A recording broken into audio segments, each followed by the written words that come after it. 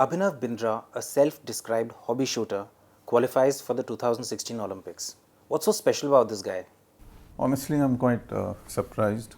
Um, we had a longish interview during the Asian Games last time, and that's where he described himself as a hobby shooter. Right. That now I'm going to be a hobby shooter, and if I qualify, I'll go to the Olympics. Now, if somebody says that after winning an Olympic gold in 2008, you actually feel that maybe he's just going to go shoot, and then suddenly after a year he will say, okay, fine, I'm retiring from the sport. Right.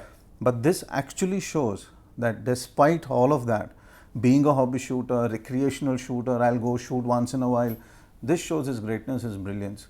And to qualify for an Olympics from this stage, I think that will be brilliant now. You actually told me sometime back that you thought that he could have won gold in 2004 and 12 as well, but there were some things which sort of threw him off his game. What was that? 2008, okay, fine. I mean, a lot of shooters go through peaks, but right. 2004, I think he was at the peak. Rathore won a silver there. Right. But this guy was gold. And I think in the interview that he said later on, that there was a small little tile under his feet, his right shoe, that was shaking a bit. Now, a lot of people said the tile was loosened up, by the Chinese and this and that. Though I don't buy that argument. I mean, those kind of controversies happen. But for him, for a man as focused as Bindra, to come and say that it's the tile, but let's forget the tile. I should have overcome the tile problem and shot for gold. That also speaks of a guy whose focus is so incredible that even 4 years after that kind of a controversy and that kind of a mishap, a defeat like that, he still won a gold in 2008. What happened in 2012 then? I don't think everybody thought or kind of he was tipped to win gold. I don't think so.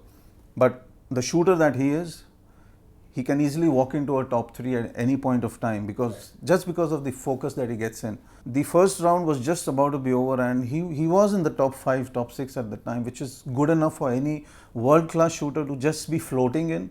They call it like lurking out there, and then suddenly they go to the final and shoot their best. I think it was just a split second. We were all kind of, looking at the scoreboard, looking at him while he was shooting. And just a split second before somebody said, come on, Abhinav, that was enough. And the shot went completely wrong and he was out of the final. And did he say anything to that fan or? Nothing. He just walked out of the stadium. 20 minutes or 25 minutes later, I left. I had to go for another event. So I took the bus that was going to the main track and field, and there he was sitting in the bus all alone in the last seat.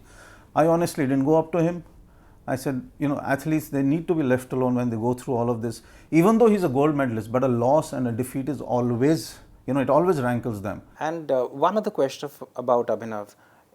I think it was the Incheon Games or some other games, he actually was quite rude to a journalist. So this is a theme with me, but what is that all about?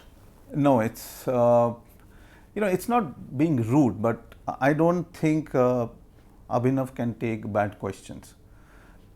Number one, he shoots so much abroad, not because he shoots abroad, but I think he reads a lot. He understands what he wants to say. And if you keep asking him something which is irrational and which he's going to get irritated about, especially when he knows that you have not been following him, you're not being at tournaments where he's shooting, and then you ask him a question which is very childish, he really gets irritated, and he can be rude if he wants to. Journos are kind of, we sometimes ask questions which seem like very childish because we don't know much about the sport. Remember, shooting is not a very popular sport. So giving the journalist benefit of the doubt, I think these things do happen, but Bindra does give great interviews too.